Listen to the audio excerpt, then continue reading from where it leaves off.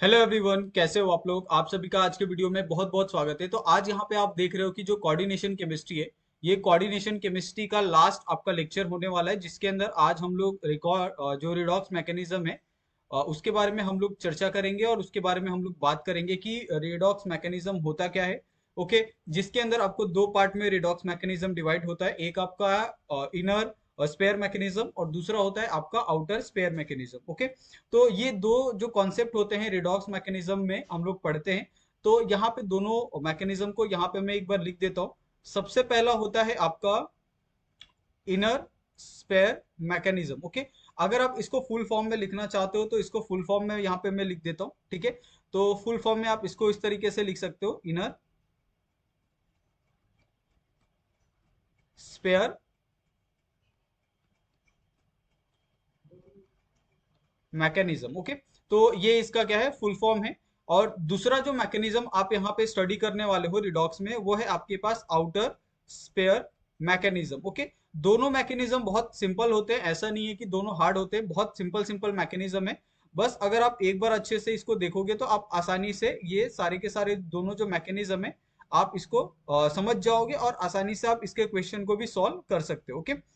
अभी यहाँ पे सबसे पहला जो इनर स्पेयर मैकेनिज्म है या दूसरा जो आपका आउटर स्पेयर मैकेनिज्म है, दोनों में क्या डिफरेंसेस है ये थोड़ा सा हम स्टडी करेंगे। उसके बाद हम लोग सेपरेट सेपरेट एक एक मैकेनिज्म को हम लोग स्टडी करेंगे विथ आपके बहुत सारे एग्जांपल हम लेंगे, साथ में हम बहुत सारे जो प्रीवियस ईयर के क्वेश्चन है उसको हम लोग करवाएंगे। और ये आखिरी लेक्चर है आपका कोऑर्डिनेशन केमिस्ट्री का। तो हम लोग ने कोऑर्डिनेशन केमिस्ट्री जहां से स्टार्ट किया था वहां से लेके अंत तक जो भी एक दो क्वेश्चन हम करवा सकते हैं, जो आपको लगता है कि ये क्वेश्चन में आ सकता है, ओके ये क्वेश्चन आ सकता है आपको पेपर में, वो सारी चीजें यहाँ पे हम लोग करवा के आपको देने वाले हैं आज के लेक्चर में। ओके।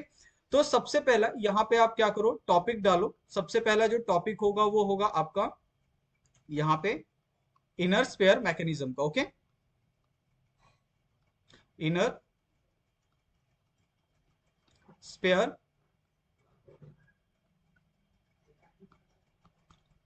मैकेनिज्म। ओके। अब ये इनर स्पेयर मैकेनिज्म क्या है और किस तरीके से इसमें क्वेश्चन आते हैं, पूरा कॉन्सेप्ट क्या है, इसको हम बहुत डिटेल के अंदर समझेंगे कि आपका इनर स्पेयर मैकेनिज्म होता क्या है, कैसे काम करता है, वो सारी चीजें यहाँ पे हम लोग देखेंगे। ओके। तो सबसे पहले अगर आप इनर स्पेयर मैकेनिज्म की बात करो तो इसके अंदर आपको जो बॉन्ड लेंथ है या फिर जो बॉन्ड होता है वो आपको इसके अंदर देखने के लिए मिलता है। ओके। तो इसके अंदर जो सबसे पहला पॉइंट आप लिखोगे इसके अंदर, कि इसके अंदर आपको बॉन्ड फॉर्मेशन देखने के लिए मिलता है। ओके। और बॉन्ड फॉर्मेशन के साथ साथ इसमें जो बॉन्ड का ब्रेकिंग होता है वो भी आपको यहाँ पे देखने के लिए मिलता है। ओके। यानी बॉन्ड का फॉर्मेशन और बॉन्ड का जो ब्रेकिंग होता है वो तो इसके अंदर अगर बात करो कि जो इनर स्पेयर मैकेनिज्म है इसके अंदर क्या क्या इंपॉर्टेंट पॉइंट आते हैं, तो सबसे पहला पॉइंट आता है कि इसके अंदर आपको बॉन्ड फॉर्मेशन आपको देखने के लिए मिलता है। ओके। यानी इसके अंदर क्या होते हैं, बॉन्ड आपके फॉर्म होते हैं और साथ में आपके जो बॉन्ड होते हैं उनका आपको ब्रेकिंग भी आपको देखने के लिए मिलता है। ओके। तो ये दो चीजें आपको यहाँ पे साइमल्टेनियसली आपको देखने के लिए मिलती है, और formation of bond and breaking of bond. Okay. ये सबसे पहला पॉइंट है। दूसरा पॉइंट ये है कि इसके अंदर जब आपका इलेक्ट्रॉन ट्रांसफर होता है, ओके, तो वो जो इलेक्ट्रॉन ट्रांसफर होता है वो आपका किसके थ्रू होता है, ब्रिजिंग के थ्रू होता है। ओके। तो इसको भी हम यहाँ पे एक्सप्लेन करके बताते हैं। Okay. Electron transfer through bridging. Okay. अभी यहाँ पे ब्रिजिंग कैसे, अगर आप जैसे आपके पास क्या है, दो यहाँ पे आपके पास ये है मेटल कंपाउंड है। ओके। तो ये मेटल कंपाउंड सपोज यहाँ पे हम लोग एक्स ले लेते हैं। ओके। यहाँ पे आपके पास कोई एक ऐसा लिगेंड है जो लिविंग ग्रुप है और यहाँ पे आपके पास वाई है। ओके। तो इस तरीके से क्या होता है, आपके पास एक इलेक्ट्रॉन का ट्रांसफर होता है, वो एक्स से वाई में भी हो सकता है और वाई से एक्स में भी हो सकता है। तो इस तरह के ट्रांसफर को हम लोग ब्रिजिंग इलेक्ट्रॉन ट्रांसफर कहते हैं। ओके। नेक्स्ट यहाँ पे आप पॉइंट लिखो कि इसके अंदर आपको कोवेलेंट लिंकेज आपको देखने के लिए मिलता है। ओके। इसके अंदर आपको कोवेलेंट लिंकेज आपको देखने के लिए मिलता है, ठीक है। और एक और आप पॉइंट लिख सकते हो, इसके अंदर आपको जो सब्स्टिट्यूशन रिएक्शन होता है वो भी आपको यहाँ पे देखने के लिए मिलता है। ओके। सब्स्टिट्यूशन रिएक्शन का मतलब ये होता है कि ये किसी न किसी चीज को क्या करेगा, रिप्लेस करेगा। ओके। और रिप्लेस करके वहां पे कोई दूसरी चीज वहां पे आएगी, उस चीज को हम लोग क्या कहते हैं, सब्स्टिट्यूशन रिएक्शन कहते हैं। ओके, तो ये था इनर स्पेयर मैकेनिज्म का जो एक कुछ पॉइंट्स होते हैं वो हमने यहाँ पे लिखवाए हैं। उसी तरीके से हम जो आउटर स्पेयर मैकेनिज्म है उसके भी कुछ पॉइंट यहाँ पे लिखेंगे। तो आप यहाँ पे हेडिंग डाल लो outer sphere mechanism. Okay, outer spare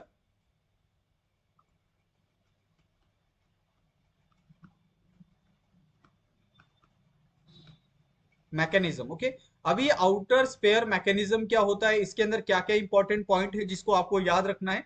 तो जो सबसे पहला पॉइंट है, इसके अंदर आपको कोई भी बॉन्ड फॉर्मेशन आपको देखने के लिए नहीं मिलता। ओके, यहाँ पे नो बॉन्ड फॉर्म, ये आपको है, कोई भी बॉन्ड यहाँ पे फॉर्मेशन में आपको नहीं देखने के लिए मिलता है। ना ही इसके अंदर कोई भी बॉन्ड का ब्रेकिंग आपको देखने के लिए मिलता है। ओके, तो कुछ जो चीजें हैं जो बहुत सिंपल तरीके से यहाँ पे आपको लिख के दी गई है। पहले में आपका इनर में आपको बॉन्ड फॉर्मेशन और बॉन्ड ब्रेकिंग साथ में देखने के लिए मिल रहा था, लेकिन जैसे ही आप आउटर स्पेयर मैकेनिज्म आप जाते हो उसके अंदर आपको किसी भी तरीके का ना ही बॉन्ड फॉर्मेशन देखने के लिए मिलता है, ना ही उसके अंदर आपको किसी भी तरीके का बॉन्ड का ब्रेकिंग आपको देखने के लिए मिलता है। ओके, उसके बाद जो नेक्स्ट पॉइंट है कि इसके अंदर जो इलेक्ट्रॉन ट्रांसफर होता है, ओके, इलेक्ट्रॉन ट्रांसफर, ये इलेक्ट्रॉन ट्रांसफर अपनो टनलिंग के थ्रू आपको देखने के लिए मिलता है। ये भी हम समझाएंगे कि टनलिंग क्या होता है। Okay, electron transfer through tunnelling. Okay, तो ये टनलिंग क्या होता है, ये सारी चीजें भी हम एक्सप्लेन करके देखें देंगे आपको। ब्रिजिंग क्या होता है, वो सारी चीजें भी आपको यहाँ पे एक्सप्लेन की जाएगी। ओके, और चौथा पॉइंट है, इसके अंदर आपको किसी भी तरीके का, तीसरा पॉइंट, इसी में किसी भी तरीके का आपको कोवेलेंट जो लिंकेज है वो आपको देखने के लिए नहीं मिलता। ओके, तो नो कोवेलेंट लिंकेज, इसके अंदर आपको किसी भी तरीके का आपको कोवेलेंट लिंकेज आपको देखने के लिए नहीं मिलता। चौथा पॉइंट ये है, इसके अंदर कोई भी आपको सब्स्टिट्यूशन रिएक्शन भी आपको देखने के लिए नहीं मिलता। Okay, no substitution reaction. Okay, तो इसके इसमें कैसा होता है कि इसमें ना ही कोई चीज रिप्लेस होती है, ना ही वो रिप्लेस करके कोई दूसरा वहां पे चीज वहां पे आता है। ओके, तो ये बहुत बेसिक सी चीजें हैं। आपका इनर स्पेयर मैकेनिज्म आपको बहुत छोटे डिटेल में अगर आपको समझना है तो ये 4 पॉइंट से आप समझ सकते हो। अगर आप आउटर स्पेयर मैकेनिज्म समझना चाहते हो तो आप ये 4 पॉइंट से बहुत इजीली समझ सकते हो। ओके, अभी यहाँ पे हम लोग एक एक जो मैकेनिज्म है उसको हम बहुत डिटेल में पढ़ेंगे, साथ में उसके कुछ एग्जांपल सॉल्व करेंगे। ओके, कि किस तरीके से यहाँ पे आपका लिंकेज थ्रू आपका इलेक्ट्रॉन ट्रांसफर होता है, किस तरीके से आपका टनलिंग थ्रू आपका इलेक्ट्रॉन ट्रांसफर होता है। ओके, बॉन्ड का फॉर्मेशन, ब्रेकिंग, ये सारी चीजें क्या होती है वो सभी चीजें यहाँ पे हम डिटेल में पढ़ेंगे। ओके, तो जो सबसे पहला यहाँ पे जो आपका पॉइंट ये आएगा। ओके, सबसे पहला जो आपका यहाँ पे हेडिंग आएगा वो आएगा outer sphere mechanism. Okay, outer sphere mechanism बहुत इजी है, इसके लिए हम इसको सबसे पहले पढ़ेंगे, आउटर स्पेयर मैकेनिज्म। ओके, अब ये आउटर स्पेयर मैकेनिज्म क्या होता है, बहुत इजीली आप इसको समझ सकते हो, मतलब बहुत सिंपल है। ओके, इसके अंदर आपको कॉम्प्लिकेशन नहीं है। जैसे आपका इनर स्पेयर मैकेनिज्म में आने वाला है उसमें आपको देख के ही लगेगा, जब आप वो टॉपिक आप जब पढ़ोगे ना तब आपको समझेगा कि आप अगर आउटर स्पेयर मैकेनिज्म से उसको अगर कंपेयर करते हो तो जो आउटर स्पेयर मैकेनिज्म है बहुत सिंपल है, बहुत सॉर्टेड है, एकदम सिंपल तरीके से आपको वो सारी चीजें यहाँ पे एक्सप्लेन करके दी है। ओके, अभी इसमें कैसा होता है कि इसमें एक सिंपल सा आप अगर एक रिएक्शन लेते हो, ओके, नॉर्मल रिएक्शन है, हम कोई एग्जांपल यहाँ पे कंसीडर नहीं कर रहे हैं। इसमें कैसा होता है कि अगर आपके पास इस तरीके का मैं एक कॉम्प्लेक्स देता हूँ, ओके, H2O6, ठीक है, यहाँ पे आपके पास +2 है, ठीक है, यहाँ पे अगर मैं इस चीज को सेम अगर आपके मेटल कंपाउंड से क्या करता हूँ, ऐड करता हूँ H2O6 यहाँ पे। ओके, यहाँ पे आपके पास +2, अगर आप यहाँ पे दोनों देखोगे, ये अगर आप यहाँ पे दोनों को स्टडी करो, चाहे ये पहला वाला अगर आप रिएक्टेंट देखो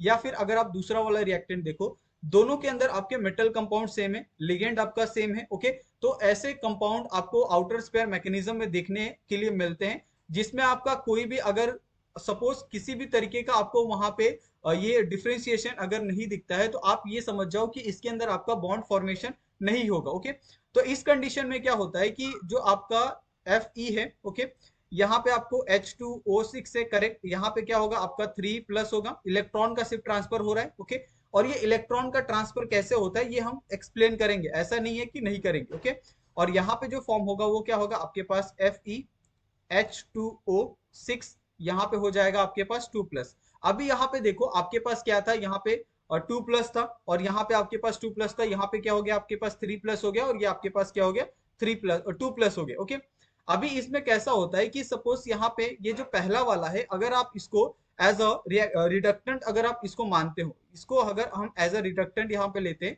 ओके, और इसको हम एज अ ऑक्सीडेंट यहाँ पे हम कंसिडर करते हैं, ओके, तब क्या होता है यहाँ पे, ये जो रिडक्टेंट है और ये जो ऑक्सीडेंट है, ये क्या करते हैं आगे जाके जो प्रोडक्ट आपका फॉर्मेशन हो रहा है उसमें आपका क्या फॉर्म करते हैं, ये रिडक्टेंट प्लस फॉर्म करते हैं, ओके, और ये ऑक्सीडेंट माइनस आपको फॉर्मेशन में देखने के लिए मिलता है। ओके, यानी क्या हो रहा है कि इसके अंदर इसने अपना एक जो इलेक्ट्रॉन ट्रांसफर है वो आपको यहाँ पे करते हुए दिख रहा है, और एक जो है वो क्या करता है उस इलेक्ट्रॉन को अपने अंदर गेन करता है। ओके, ये सिंपल सा कॉन्सेप्ट है, ठीक है, तो ये आपको बहुत इजीली समझ में आएगा।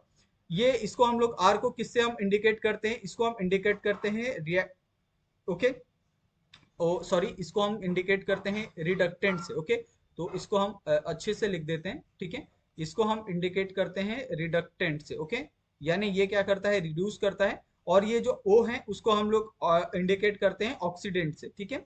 तो ये जो छोटे छोटे कॉन्सेप्ट है आपको याद रखना चाहिए। अगर आप रिडक्टेंट की बात करते हो, रिडक्टेंट की अगर आप बात करो, तो इट अंडरगो ऑक्सीडेशन। ओके, तो ये क्या करता है ऑक्सीडेशन के अंडर जाता है। ओके, अगर आप यहाँ पे ऑक्सीडेंट की बात करो तो इट अंडरगो रिडक्शन। ओके, ये आपका रिडक्टेंट किसके अंदर जाता है ऑक्सीडेशन के अंदर जाता है, और जो आपका ऑक्सीडेंट है वो किसके अंदर जाता है आपका रिडक्शन के अंदर जाता है। ओके, यहाँ पे अगर आप रिडक्टेंट में देखोगे तो यहाँ पे आपको लॉस ऑफ इलेक्ट्रॉन आपको यहाँ पे देखने के लिए मिलेगा। अगर आप यहाँ पे ऑक्सीडेंट के अंदर जाते हो तो यहाँ पे आपको गेन ऑफ इलेक्ट्रॉन आपको यहाँ पे देखने के लिए मिलेगा। ओके, तो ये बहुत बेसिक सा कॉन्सेप्ट था आपका रिडक्टेंट का और ऑक्सीडेशन का, जो आई थिंक मेरे हिसाब से आपको बहुत अच्छे से समझ में आया होगा कि रिडक्टेंट क्या होता है, ऑक्सीडेंट क्या होता है, और वो किस तरीके से काम करता है, वहां पे क्या क्या चीजें होती है, वो सारी चीजें यहाँ पे आपको समझ में आई होगी। ओके, ये था आपका आउटर स्पेयर मैकेनिज्म का एक सिंपल सा जो फ्लो और एक फॉर्मूला बोलते हैं, जिसकी मदद से सिर्फ आपको ये पता चलता है कि कॉन्सेप्ट के अंदर क्या क्या चीजें बदल रही। ओके, लेकिन अभी हम जो एक्चुअल पढ़ेंगे कि वो कैसे बदल रही है, ओके, जिसको हम लोग एज अ मैकेनिज्म समझते हैं। तो आप क्या करो यहाँ पे आप मैकेनिज्म डालो, और मैकेनिज्म के थ्रू हम लोग ये सारी चीजों को क्या करेंगे समझेंगे। ओके, तो यहाँ पे हम ये डालते हैं, हेडिंग डालते हैं, और इसको हम लोग लिखते हैं mechanism. Okay, mechanism of outer sphere mechanism आप लिख सकते हो। ओके, तो मैकेनिज्म में आपका जो सबसे पहला स्टेप है वो क्या है, आपके पास कंपाउंड है। ओके, कंपाउंड क्या है आपके पास, एक आपके पास है रिडक्टेंट है, करेक्ट, और ये रिडक्टेंट किसके साथ जा रहा है, ये ऑक्सीडेंट के साथ क्या कर रहा है एडअप हो रहा है। ओके, और ये एडअप होने के बाद यहाँ पे क्या फॉर्म कर रहा है, एक आपका रिडक्टेंट प्लस फॉर्म कर रहा है। ओके, और ये आपका क्या फॉर्म कर रहा है ऑक्सीडेंट माइनस यहाँ पे आपको फॉर्म करते हुए दिख रहा है। ओके, आप सबसे पहले सपोज मैंने यहाँ पे क्या किया है, और जो आपका पॉजिटिव साइन है और नेगेटिव साइन है इसको थोड़ी देर के लिए हम क्या करते हैं रिमूव करते हैं, यही फॉर्म होगा लेकिन इसको हम थोड़ी देर के लिए क्या करते हैं एज अ इसको रिमूव करके रखते हैं मैकेनिज्म में, और इसको हम स्टेप बाय स्टेप समझेंगे कि कैसे आता है। ओके, अभी यहाँ पे ये जो आपको आर और ओ मिला है, ये देखोगे तो आपको दोनों आपको पास देखने के लिए मिल रहा है। ओके, यानी इनके बीच में आपको जो प्लस साइन है वो आपको निकलते हुए दिख रहा है। ओके, यहाँ पे आपको किसी भी तरीके का बॉन्ड फॉर्मेशन नहीं दिख रहा है। ओके, अगर आप ध्यान से देखो यहाँ पे कोई भी आपका बॉन्ड फॉर्मेशन नहीं है, और जब यहाँ पे कोई भी बॉन्ड फॉर्मेशन नहीं होता है तो ऐसे कंपाउंड को हम लोग क्या कहते हैं, प्रीकर्सर कॉम्प्लेक्स कहते हैं। ओके, प्रीकर्सर कॉम्प्लेक्स कहा जाता है। ओके, और ऐसे कंपाउंड को क्या कहा जाता है, प्रीकर्सर कॉम्प्लेक्स कहा जाता है। ओके, तो आप यहाँ पे ये लिख सकते हो कि जो आपका स्टेप 1 है, ओके, ये स्टेप 1 में हम लोग क्या कर रहे हैं, यहाँ पे फॉर्मेशन ऑफ, स्टेप 1 में हम क्या कर रहे हैं, फॉर्मेशन ऑफ प्रीकर्सर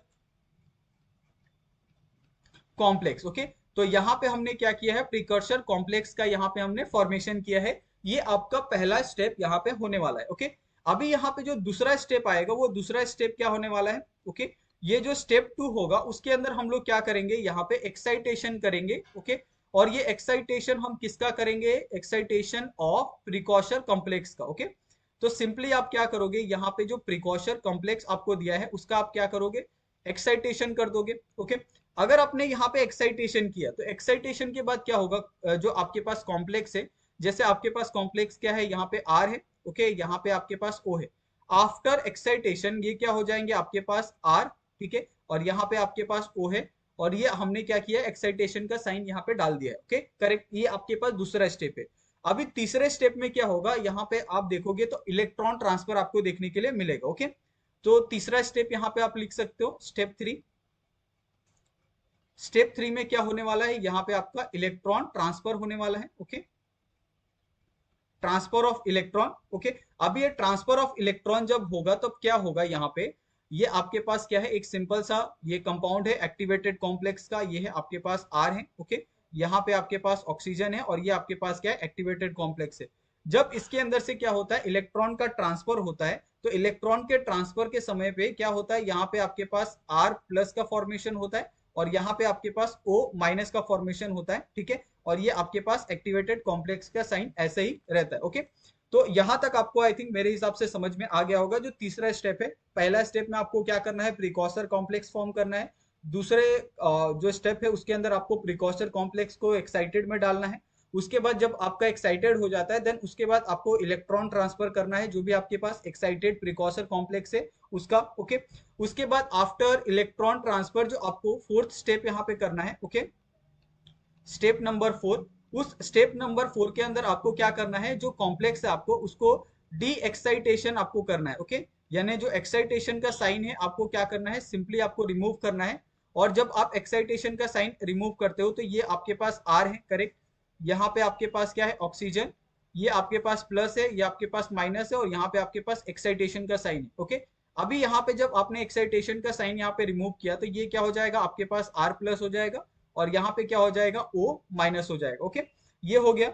अभी यहाँ पे आपके पास एक डी एक्साइटेशन स्टेट में आपके पास आर प्लस और ओ माइनस मिल गया। अभी सिंपली आपको क्या करना है, इसको सेपरेट करना है। तो जो आपका नेक्स्ट स्टेप यहाँ पे होगा, स्टेप नंबर 5, ओके, इसमें आपको क्या करना है, स्टेप नंबर 5 में आपको जो कॉम्प्लेक्स दिया है उसको आपको सेपरेट करना है, okay. Separation of complex, okay. यहाँ पे जो भी आपको कॉम्प्लेक्स दिया है उसका आप क्या करो, सेपरेशन कर दो। आफ्टर सेपरेशन कैसा हो जाएगा, जैसे यहाँ पे आपके पास आर प्लस है, करेक्ट, यहाँ पे आपके पास ओ माइनस है, और आफ्टर सेपरेशन कैसा हो जाएगा, यहाँ पे आपके पास हो जाएगा आर प्लस हो जाएगा, करेक्ट, यहाँ पे हो जाएगा आपके पास ओ माइनस। ये हो गया आफ्टर सेपरेशन। और ये जो आपको कंपाउंड मिल रहा है, ये कंपाउंड क्या है आपके पास, एक एक्चुअल कंपाउंड है जो आप आउटर स्पेयर मैकेनिज्म में देखते हो, ओके। जो एक तरह से आप कह सकते हो जो आपको प्रोडक्ट मिलता है, एक फाइनल प्रोडक्ट मिलता है, वो आपको ये मिलने वाला है, ओके। और ये जो फाइनल प्रोडक्ट यहाँ पे आपको ये मिलने वाला है, इसमें आप देखोगे कि कहीं पे भी आपका ना ही बॉन्ड का फॉर्मेशन हुआ, ना ही कहीं पे भी आपका बॉन्ड का ब्रेकिंग आपको देखने के लिए मिला है, ओके। अभी यहाँ पे अगर आप देखोगे कि यहाँ पे कुछ चीजें हैं, स्टेप बाय स्टेप अगर हम चले मैकेनिज्म में। सबसे पहले यहाँ पे आपका जो एक प्रिकॉशर कॉम्प्लेक्स था उसका फॉर्मेशन हुआ। प्रिकॉशर कॉम्प्लेक्स में क्या होते हैं, जो आपके दो रिएक्टेंट होते हैं वो एक दूसरे के पास आ जाते हैं, लेकिन वो एक दूसरे के पास आके भी क्या करते हैं, बॉन्ड का फॉर्मेशन नहीं करते। और जब वो बॉन्ड का फॉर्मेशन नहीं करते तो ऐसे कंपाउंड को हम लोग क्या कहते हैं, प्रिकॉशर कॉम्प्लेक्स कहते हैं, ओके। अभी हमें क्या करना है, जो भी हमारे पास प्रिकॉशर कॉम्प्लेक्स है उस प्रिकॉशन कॉम्प्लेक्स को हमें एक्साइटेड करना है। एक्साइटेड का हमने साइन डाला, ओके। और जब आप एक्साइटेड करते हो तो ये only because of bond length and bond energy should be comparable, okay.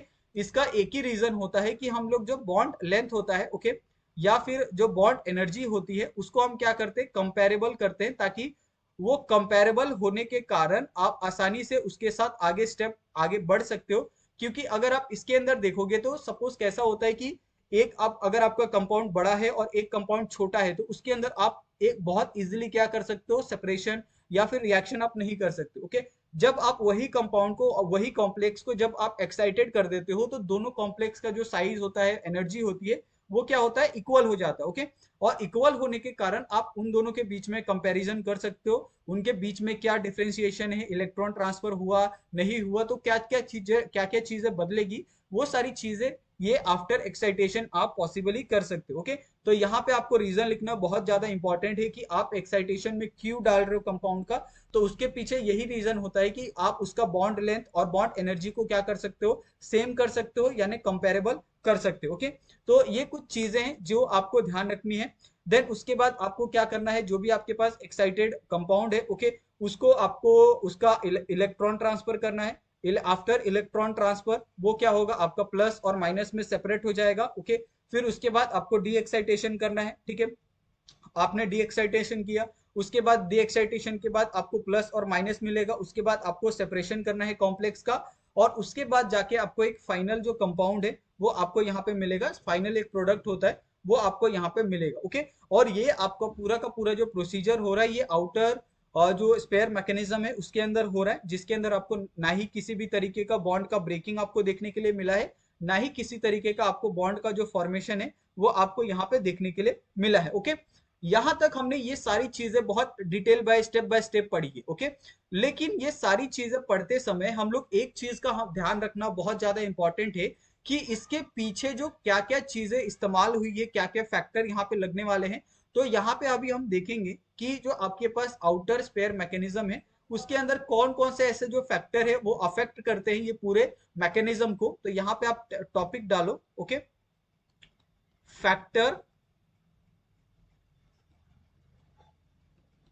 Affecting outer sphere mechanism. Okay, अभी यहाँ पे कौन कौन से फैक्टर है मैं यहाँ पे पहले लिख देता हूँ और फिर उसके बाद एक्सप्लेन करूंगा कि ये फैक्टर एक्चुअली में कैसे यहाँ पे इंपैक्ट करते हैं। ओके, तो आप मेरे साथ पहले क्या करो, इसको आप नोट कर लो। ओके, ताकि आपके लिए भी इजी हो जाए।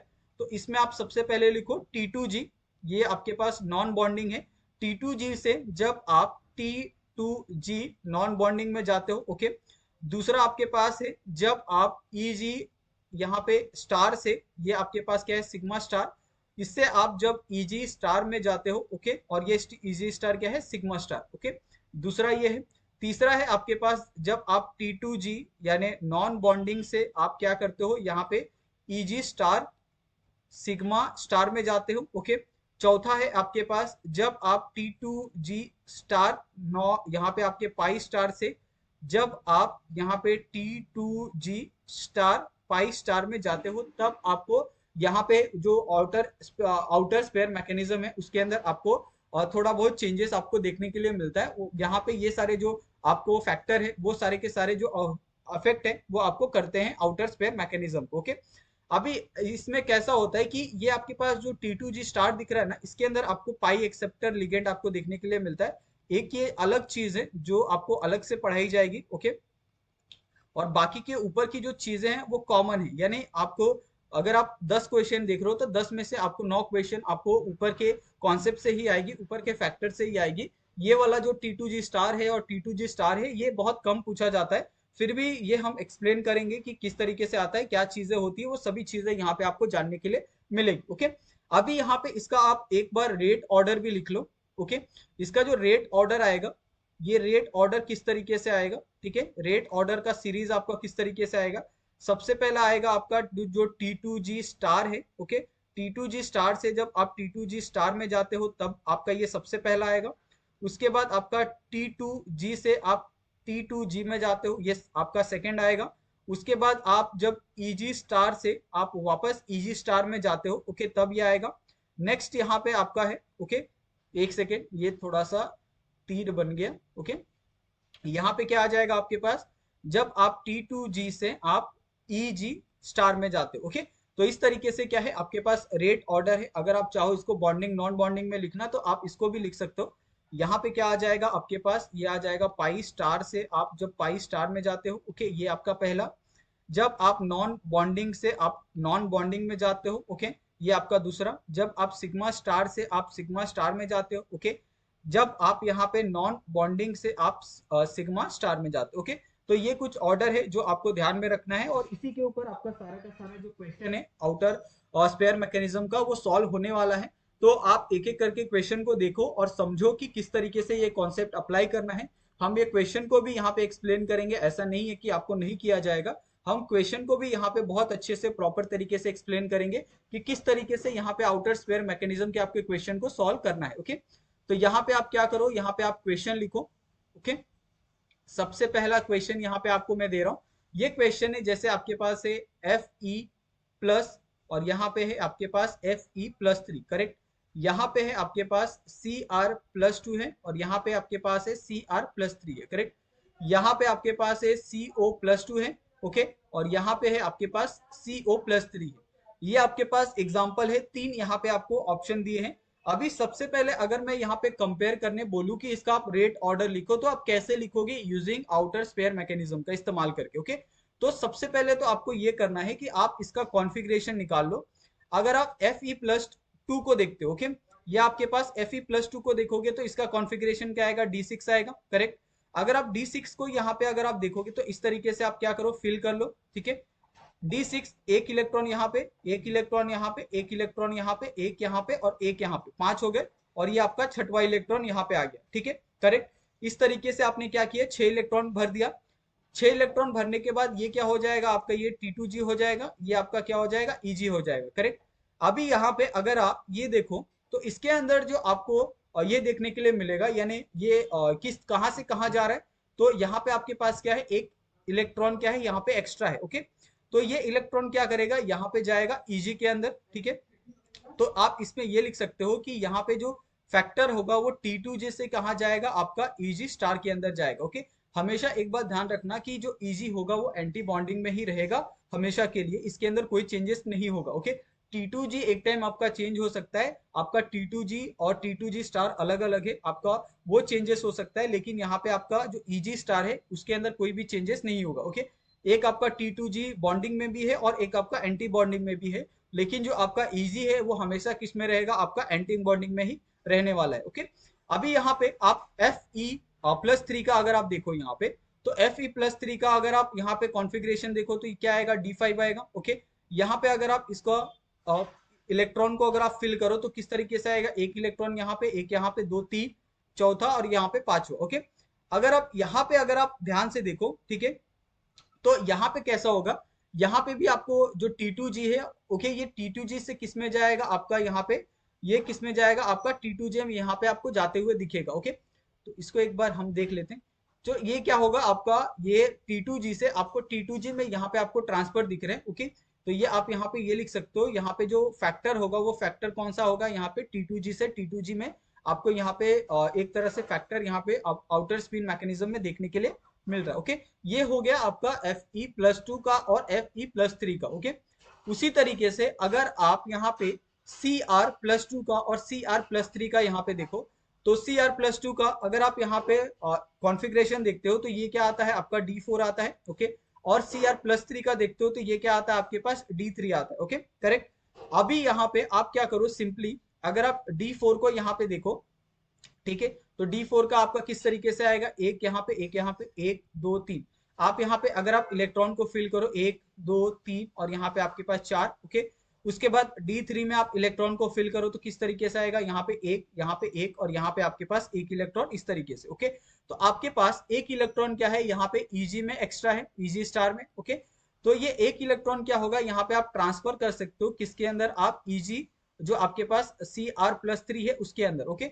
तो जब एक इलेक्ट्रॉन आपका यहाँ पे ट्रांसफर होता है तो जो आपके पास यहाँ पे फैक्टर आपको मिलने वाला है, वो फैक्टर यहाँ पे कौन सा मिलेगा आपको, Eg स्टार से आपका Eg स्टार के अंदर, ओके।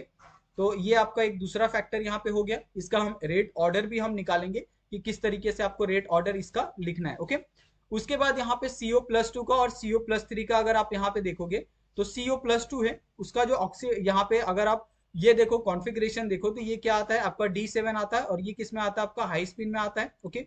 अगर आप CO+3 का देखोगे तो ये किस में आता है आपका D6 में आता है और ये किस में आता है आपका लो स्पिन में आता है, ओके। अभी अगर ये हाई स्पिन में है तो हाई स्पिन में क्या होगा आपके पास, एक, दो, ठीक है। हाई स्पिन में क्या होगा आपका जो इलेक्ट्रॉन है वो क्या होगा आपका Eg में चले जाएगा, तो यहाँ पे आपका चार, पांच, यहाँ पे आपका छठवां इलेक्ट्रॉन, ये आपका सातवां इलेक्ट्रॉन, ओके। उसके बाद अगर आप यहाँ पे CO+3 में अगर आप लो स्पिन में देखोगे तो ये इलेक्ट्रॉन क्या रहेंगे, पेयरिंग में आपको देखने के लिए मिलेंगे, यानी दो इलेक्ट्रॉन, दो इलेक्ट्रॉन और दो इलेक्ट्रॉन, ओके। यानी T2G क्या है आपका एक तरह से पूरी तरह से कंप्लीट फिल है। यहाँ पे आपका T2G है जिसके अंदर आपका क्या है, एक इलेक्ट्रॉन एक्स्ट्रा है, ओके। तो ये क्या करेगा आपका, ये इलेक्ट्रॉन किस में जाएगा आपका T2G से Eg में आपको जाते हुए दिखेगा। तो इसका जो ये आएगा, ओके, इसका जो फैक्टर आएगा वो क्या आ जाएगा आपके पास T2G से Eg स्टार के अंदर, ओके। तो ये आपके पास एक सभी का यहाँ पे जो फैक्टर है वो आपको यहाँ पे देखने के लिए मिला। अभी यहाँ पे अगर मैंने सिंपली आपको कहा कि इसका आप ऑर्डर लिखो, तो ऑर्डर कैसे लिखोगे यहाँ पे, रेट ऑर्डर। ओके, तो रेट ऑर्डर क्या कहता है, रेट ऑर्डर ये कहता है कि आपका जो T2G है, ओके, T2G से T2G ये आपका सबसे पहले आएगा। ओके, यानी T2G से आपका जो T2G है ये सबसे पहले आएगा। ओके, उसके बाद आएगा आपका EG स्टार से आपका EG स्टार। ओके, ये सेकंड आएगा। उसके बाद आएगा आपका T2G से EG स्टार के अंदर। ओके, तो इस तरीके से आपका रेट का ऑर्डर है। इसके अंदर आपका जो रेट होगा वो सबसे ज्यादा होगा, ईजी स्टार से ईजी स्टार में उससे थोड़ा सा कम होगा, और T2G और ईजी में सबसे कम आपको रेट आपको देखने के लिए मिलेगा। ओके, तो इस तरीके से आपको ये सारे क्वेश्चन को समझना है, बहुत सिंपल तरीके से आपको ये सारी चीजें एक्सप्लेन की है। ओके, अभी यहाँ पे अगर सिर्फ आपको रेट समझना है, ओके, तो रेट आप बहुत इजीली तरीके से समझ सकते हो कि रेट कैसे कैसे किन किन फैक्टर के ऊपर डिपेंड करता है। ओके, तो यहाँ पे आप क्या करो, एक रेट का यहाँ पे एक छोटा सा आप क्या करो टॉपिक डालो सिर्फ, जिसके अंदर हम लोग रेट के बारे में बात करें कि रेट को आप कैसे यहाँ पे डिफाइन कर सकते हो। ओके, तो रेट आपको डिफाइन करना बहुत सिंपल है, कुछ पॉइंट यहाँ पे मैं लिख के देता हूँ आपको कि आप आसानी से रेट को आप डिफाइन कर सकते हो। ओके, सबसे पहला कि अगर आपके पास कोई पाई एक्सेप्टर लिगेंड, ओके, सबसे पहला अगर आपके पास कोई पाई एक्सेप्टर लिगेंड है, ठीक है, तो ये जो पाई एक्सेप्टर लिगेंड होगा उसके अंदर जो आपका रेट है, ओके, ये रेट क्या होगा आपका इंक्रीज होगा। करेक्ट, ये आपका पहला पॉइंट है।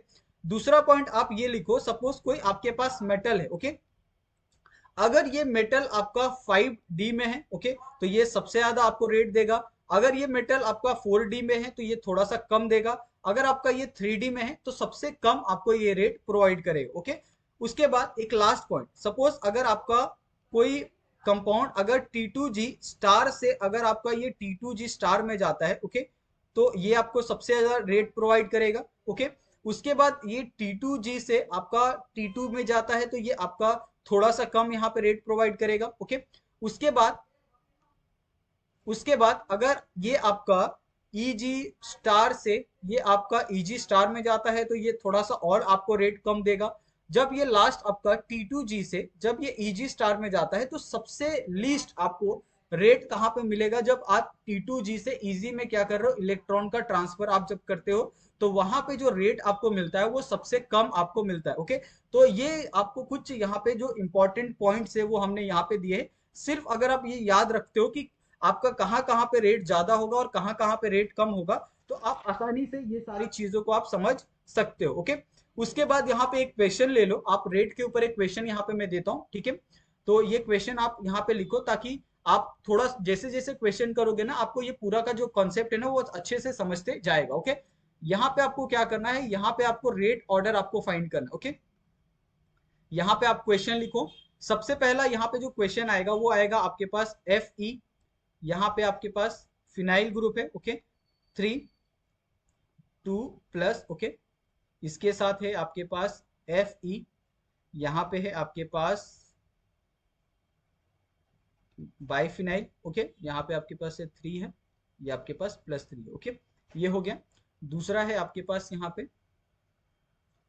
Fe है, यहाँ पे आपके पास H2O6 है, 2+ है। ओके, और दूसरा है आपके पास यहाँ पे Fe है, यहाँ पे है आपके पास H2O6 है, और ये है आपके पास +3 है। ओके, तो ये आपके पास दो यहाँ पे कंपाउंड दिए हैं। अभी दोनों का यहाँ पे मुझे आप बताओगे कि रेट क्या होगा। ओके, अगर आप दोनों को कंपाउंड को ध्यान से देखो, ओके, यहाँ पे आपके पास एक क्या है, फिनाइल है ग्रुप है, जो क्या होता है एक तरह से पाई एक्सेप्टर क्या करता है, काम करता है। ओके, ये आपका पाई एक्सेप्टर काम करेगा। अगर आप पाई एक्सेप्टर को यहाँ पे अगर आप पहचान गए हो तो आप यहाँ पे आसानी से क्या कर सकते हो, इसका रेट आप लिख सकते हो कि जो आपके पास ए वाला होगा वो क्या होगा, कंपेयर टू बी आपका इसका जो रेट होगा वो ज्यादा होगा। ओके, अगर आप इसको डिटेल में भी सॉल्व करते हो तो आपको सेम यहाँ पे जो आंसर हमने लिखा है वही आपको मिलने वाला है। ओके, अभी यहाँ पे कुछ रिएक्शन में आपको लिख के देता हूँ जो बहुत बार क्या होता है कि डायरेक्टली आपको एग्जाम के अंदर पूछा जाता है, और वहां पे आपको उसका जो रेट होता है कि रेट कितना आएगा वो आपको पूछा जाता है। ओके, और ये बहुत बार होता है कि ऐसे क्वेश्चन आपको देखने के लिए मिलते हैं, गेट में हो गया या फिर आपका जो नेट का एग्जाम होता है उसके अंदर आपको ऐसे क्वेश्चन देखने के लिए मिलते हैं। सेट में ये नहीं आता है, इतने हार्ड क्वेश्चन नहीं आते हैं। ओके, गेट के अंदर आपको प्रोबेबली ऐसे क्वेश्चन देखने के लिए मिलते हैं। ओके, तो आप यहाँ पे क्या करो, हेडिंग डालो, हेडिंग में आप क्या लिखो, इस साइड आप रिएक्शन लिखो, ठीक है, ये हेडिंग में आप क्या करो, इस साइड रिएक्शन लिखो। ओके, और यहाँ पे आप क्या लिखो, यहाँ पे आप लिखो के, यहाँ पे आपके पास के है, यहाँ पे आपके पास डीएम क्यूब है, ओके। ये आपके पास मोल इनवर्स आप लिखो, और यहाँ पे आपके पास सेकंड इनवर्स, ओके। ये आपके पास सिंपली एक रेट का आपके पास क्या है, और ये दिया है, यूनिट दिया है। तो सबसे पहले हम स्टार्ट करते हैं यहाँ पे रिएक्शन से। सबसे पहला यहाँ पे जो रिएक्शन यहाँ पे आने वाला है वो है आपके पास रिएक्शन। हम लिखते हैं, सबसे पहले हम सारा का सारा रिएक्शन लिखते हैं, उसके बाद हम क्या करेंगे, इसको एक्सप्लेन करेंगे, ओके।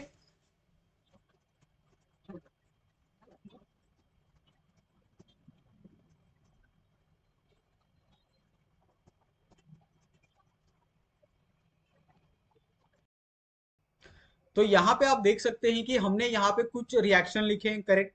ये रिएक्शन के आपको यहाँ पे जो रेट है वो आपको दिया है, ठीक है। तो आप रेट यहाँ पे लिखो, ये क्या है आपका, लेस देन 10⁻⁶ है, करेक्ट। सेकंड का भी आपका है लेस देन 10⁻⁶ है, ओके। थर्ड का यहाँ पे है 40, ओके। और फिफ्थ का है यहाँ पे आपके पास 3 दिया है। फोर्थ का है यहाँ, फिफ्थ का है यहाँ पे 10⁻⁴, और जो लास्ट है, लास्ट का दिया है आपका 10⁻⁻⁶, ओके। ये सारा का सारा जो डाटा है ये गिवन है, ओके। ये सारे का सारा डाटा आपको बुक से लिया है। कैसे डाटा आया ये आपको, और इसका जो रेट है वो कैसे आया, तो इसको तो सबसे पहले आपको कैलकुलेट करना होगा। कैलकुलेट के बाद ही आपको ये रेट मिलेगा। तो अगर आप कैलकुलेशन करना चाहते हो तो आप कैलकुलेशन कर सकते हो, लेकिन यहाँ पे जो रेट है वो आपको बराबर यहाँ पे लिया है, ठीक है। कभी कभी क्या होता है यहाँ पे आपको, और ये फेरस और यहाँ पे आपका जो ऑस्मियम है उसके अंदर आपको डिफरेंशिएशन पूछ लेता है। कोबाल्ट और फेरस में भी पूछ लेता है कि कोबाल्ट का, यहाँ पे कोबाल्ट आपको पता है कि कोबाल्ट अच्छा मेटल नहीं है फेरस के मुकाबले, फिर भी वहां पे उसका जो रेट है वो 40 क्यों आ रहा है, तो ये पूछ लेता है। तो आप देखोगे कि वहां पे जो ग्रुप यहाँ पे अटैच है वो ग्रुप क्या है, यहाँ पे फिनोल्थ्रिलिन अटैच है, इसकी वजह से इसका जो रेट होता है वो आपको ज्यादा देखने के लिए मिलता है। तो ऐसे क्वेश्चन आपको आते हैं, अगर आप ध्यान से करोगे तो आप आसानी से ये सारे क्वेश्चन को सॉल्व कर लोगे। बस आपको क्या करना है कि कुछ डाटा आपको यहाँ पे दिया गया है, आप क्या करो, ये डाटा को एक बार अच्छे से याद कर लो। अगर आप यहाँ पे देखो NH3 का यहाँ पे सबसे कम यहाँ पे रेट दिया है, क्योंकि इसके अंदर आपको किसी भी तरीके का जो प्रोटोनेटेड एक आपको प्रोटोन चाहिए, जिससे आपका एक क्या कर सकते हैं, मतलब एक तरह से जो बॉन्ड होता है वो बॉन्ड यहाँ पे देखने के लिए मिले, ट्रांसफर आपको देखने के लिए मिले, वो आपको NH3 में नहीं देखने के लिए मिलता है। इसकी वजह से यहाँ पे इसका जो रेट होता है वो सबसे कम होता है, ओके। तो ये कुछ चीजें हैं जिसका आपको ध्यान रखना है, और बहुत अच्छे से आई थिंक समझ में आ गया होगा कि कैसे कैसे आपको क्वेश्चन यहाँ पे देखने के लिए मिलते हैं, क्या क्या चीजें आ सकती है, ओके। यहाँ पे एक जो आपका आउटर स्पेयर मैकेनिज्म है उसका एक छोटा सा और कॉन्सेप्ट यहाँ पे लिखो। आप क्या करो, यहाँ पे आप OSM डालो सेंटर के अंदर, ठीक है। जो आपका आउटर स्पेयर मैकेनिज्म होता है ये दो और चीजों में डिवाइड होता है, ओके। ये दो और कौन सी चीजें हैं जिसमें ये डिवाइड होता है, तो जो सबसे पहला होता है ये होता है आपका सेल्फ एक्सचेंज में, ओके। सेल्फ एक्सचेंज, ये एक छोटा सा एक और कॉन्सेप्ट आता है, ओके। अभी ये सेल्फ एक्सचेंज क्या होता है, और दूसरा होता है आपके पास क्रॉस एक्सचेंज, ओके। ये दो और चीजों में क्या होता है, डिवाइड होता है, ओके। सेल्फ एक्सचेंज में और क्रॉस एक्सचेंज में, ओके। दोनों चीजें यहाँ पे हम एक्सप्लेन करेंगे कि सेल्फ एक्सचेंज क्या होता है और क्रॉस एक्सचेंज क्या होता है, ओके। अगर आप यहाँ पे सेल्फ एक्सचेंज को देखो तो सेल्फ एक्सचेंज में कैसा होता है कि यहाँ पे सपोज आपके पास दो कॉम्प्लेक्स है, ओके। एक है आपके पास Fe H2O6, ओके। यहाँ पे है आपके पास +2 है। दूसरा है आपके पास यहाँ पे FeH2O6 है, और यहाँ पे है आपके पास +3 है, करेक्ट। अभी ये आफ्टर एक्सचेंज क्या होगा, यहाँ पे जो ई नॉट मिलता है, ओके, ई नॉट की वैल्यू यहाँ पे क्या मिलती है आपको, 0 मिलती है, क्योंकि यहाँ पे किसी भी तरीके का आपको, और जो डेल्टा जी है वो आपको यहाँ पे देखने के लिए नहीं मिलता, ओके। और जिसके कारण ये पूरा का पूरा जो प्रोसेस होता है वो कैसा होता है, स्लो होता है, ओके। लेकिन अगर आप वही सेम चीज अगर आप क्रॉस एक्सचेंज में देखो तो क्रॉस एक्सचेंज में कैसा होता है कि यहाँ पे आपके पास Fe है, ओके। यहाँ पे आपके पास साइनाइड है, ओके, CN6 है, ये आपके पास ये हो गया -4 हो गया। दूसरा आपके पास जो कंपाउंड है वो है आपके पास यहाँ पे मोलिबिडिनम दिया है, ठीक है। और उसके साथ आपको दिया है यहाँ पे साइनाइड 8 दिया है, ओके। और ये दिया है आपको -4। ये आपके पास क्या है, अगर आप यहाँ पे देखो मेटल और आपको लिगेंड यहाँ पे दोनों सेम दिए थे सेल्फ एक्सचेंज के अंदर। अगर आप क्रॉस एक्सचेंज देखोगे तो उसके अंदर अगर आप मेटल देखो तो मेटल आपको क्या है, अलग दिए है, ओके। जब आपको मेटल अलग दिया जाता है तो जो ई नॉट होता है उसकी जो वैल्यू आती है वो क्या आती है आपकी, पॉजिटिव आती है, ओके। अगर आपकी ई नॉट की वैल्यू पॉजिटिव आती है तो डेल्टा जी भी आपका क्या आता है, नेगेटिव आता है, ओके। और जब आपका डेल्टा जी नेगेटिव आए तो आप समझना कि वहां पे सबसे फास्ट आपको जो रिएक्शन है वो आपको होते हुए देखने के लिए मिलता है। ओके, यानी क्रॉस एक्सचेंज में आपको सबसे जल्दी आपको रिएक्शन का पता चलता है। ओके, और इसको आप प्रूव भी कर सकते हो। कैसे? इसका एक फॉर्मूला भी है क्रॉस एक्सचेंज को प्रूव करने का, कि आप आसानी से क्रॉस एक्सचेंज को कैसे प्रूव कर सकते हो। ओके, तो इसको प्रूव करने का एक फॉर्मूला है जिसको हम लोग कहते हैं Marcus equation. Okay, Marcus equation के थ्रू आप क्या कर सकते हो, क्रॉस इक्वेशन को आप प्रूव भी कर सकते हो, समझ सकते हो कि मार्कस इक्वेशन, ये जो क्रॉस इक्वेशन है उसके बारे में क्या कहता है। ओके, तो यहाँ पे आप मार्कस इक्वेशन का पूरा जो कॉन्सेप्ट है यहाँ पे आप समझो। मार्कस इक्वेशन क्या कहता है कि सपोज आपके पास एक Fe है। ओके, यहाँ पे आपके पास H2O6 है, करेक्ट, ये आपके पास +2 है। अगर आपने इसका रिएक्शन यहाँ पे FeH2O6 +3 के साथ किया, ओके, तो इसमें क्या होगा, यहाँ पे आपका जो रेट होगा वो क्या होगा, आपका K11 होगा, करेक्ट। दूसरा है आपके पास, सपोज आपके पास एक मॉलिब्डेनम है जिसके साथ आपका क्या है, CN6 है, ये क्या है आपके पास -4 है।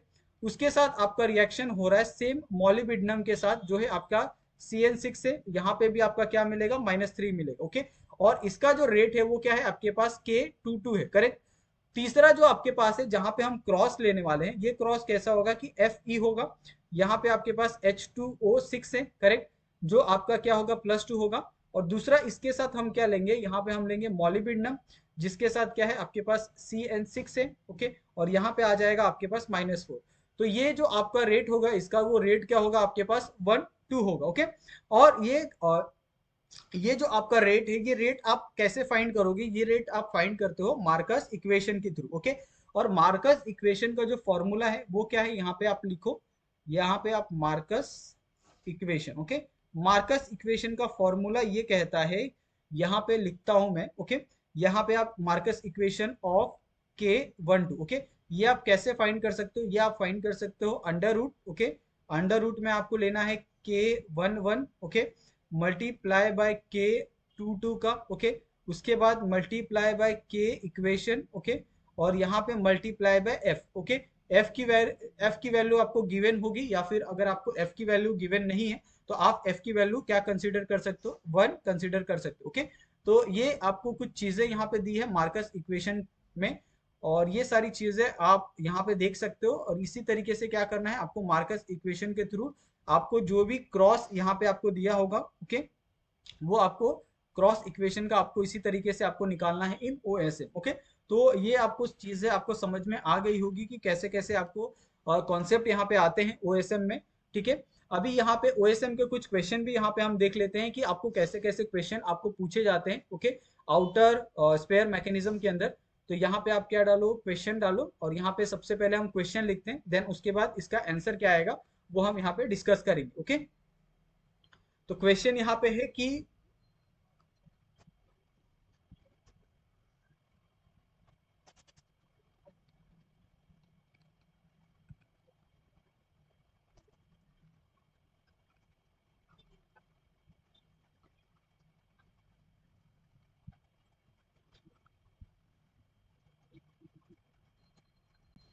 तो यहाँ पे आपके पास एक क्वेश्चन दिया है, इस क्वेश्चन में आपको क्या पूछा है कि correct statement about the base hydrolysis. Okay, आपको बेस हाइड्रोलिसिस का यहाँ पे आपको करेक्ट स्टेटमेंट बताना है। ओके, अगर आप यहाँ पे देखोगे तो ये क्वेश्चन आपको कहाँ से आया है, हाइड्रोलिसिस से आया है, करेक्ट। अगर आप बेस में देखोगे तो बेस में क्या हो रहा था, बेस में आपका क्या हो रहा था, यहाँ पे बेस में हो रहा था आपका OH- का एडिशन प्लस आपका H2O का। ओके, ये आपके पास क्या था, एडिशन था आपका OH- का और H2O का, जिसमें क्या हो रहा था कि अगर आप पहले देखो तो आपका क्या कर रहा था, एक उसमें प्रोटोनेटेड आपका क्या होना चाहिए, हाइड्रोजन होना चाहिए, जो इसके अंदर आपको देखने के लिए नहीं मिल रहा। ओके, तो ये वाला जो ऑप्शन है वो क्या है आपका गलत है। ओके, उसके बाद reaction does not depend on hydroxide ion concentration. Okay, तो ऑफ कोर्स यहाँ पे ये जो ये है हाइड्रोक्साइड आयन कॉन्सेंट्रेशन है, ये हाइड्रोक्साइड आयन कॉन्सेंट्रेशन के ऊपर आपका जो रिएक्शन होता है वो डिपेंड नहीं करता। करेक्ट स्टेटमेंट है। Reaction proceed through the SN1, यहाँ पे आप देखोगे तो CB मैकेनिज्म। ओके, तो ये भी स्टेटमेंट गलत है। Intermediate involve in this reaction. Okay, इसमें आपको इंटरमीडिएट ये आपको नहीं मिलता है यहाँ पे, तो ये भी स्टेटमेंट आपका गलत है। ओके, अगर बहुत से लोगों को अगर कुछ डाउट लग रहा है तो मैं तो यही कहूंगा कि आप जाके पहले क्वेश्चन कोई जो भी आपको दिया है उसको आप सॉल्व करो यूजिंग बेस हाइड्रोलिसिस, तभी जाके आपको ये समझेगा। यहाँ पे मैं ये सारी चीजें ऑलरेडी अभी कुछ घंटे पहले ही इसको पढ़ा चुका हूँ, तो मुझे पता है कि बेस हाइड्रोलिसिस में किस तरीके से रिएक्शन होता है। तो आप अगर नहीं पता आपको तो आप जाके प्रीवियस वाले लेक्चर देख सकते हो हाइड्रोलिसिस का, जिसके अंदर हमने पूरा बहुत अच्छे से ये सारी चीजों को एक्सप्लेन किया है। ओके, और भी बहुत सारे क्वेश्चन हैं जो इसी तरीके से आते हैं। ओके, आपको बहुत बार ये पूछा जा सकता है कि यहाँ पे आप करेक्ट स्टेटमेंट बताओ, आपको अलग अलग ये दे सकते हैं, कॉम्प्लेक्स दे सकते हैं। उसमें आपको ये पूछा जा सकता है कि इसमें क्या कौन सा रेट ज्यादा होगा, कौन सा कम होगा। तो ऐसे क्वेश्चन आपको देखने के लिए मिलते हैं। ओके, तो you should be prepare for this. और अगर आप उसके लिए प्रिपेयर नहीं करते हो तो ये आपके लिए दिक्कत हो जाएगी फिर आने वाले एग्जाम के लिए। तो इसके लिए आप क्या करो, क्वेश्चन की प्रैक्टिस करो। जो भी आपका कॉन्सेप्ट हो जाता है उसके क्वेश्चन आप ढूंढो इंटरनेट से, आपको बहुत सारे क्वेश्चन मिलेंगे और उस कॉन्सेप्ट को आप वो क्वेश्चन पे अप्लाई करो। एक क्वेश्चन के लिए अलग सा एक बुक बनाओ जहां पे आप सिर्फ क्वेश्चन को सॉल्व करते हो। ओके, सबसे ऊपर आप क्या करो, टॉपिक का नाम डालो, उसके ऊपर आप क्वेश्चन करो। ओके, तो ये था आपका आउटर स्पेयर मैकेनिज्म का।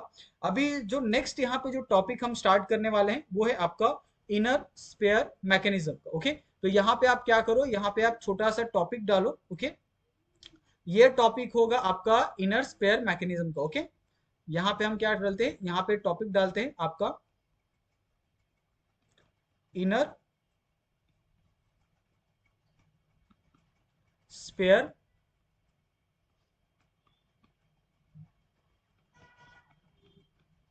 मैकेनिज्म। ओके, अब ये इनर स्पेयर मैकेनिज्म क्या होता है इसको पहले थोड़ा सा आपको समझना होगा, तब जाके आप इनर स्पेयर मैकेनिज्म के बारे में यहाँ पे डिटेल में आप बात कर जाओगे। जैसे हमने ऊपर मैकेनिज्म देखा था, ये सारी चीजें देखी थी, स्टेप बाय स्टेप सभी चीजों को देखा था।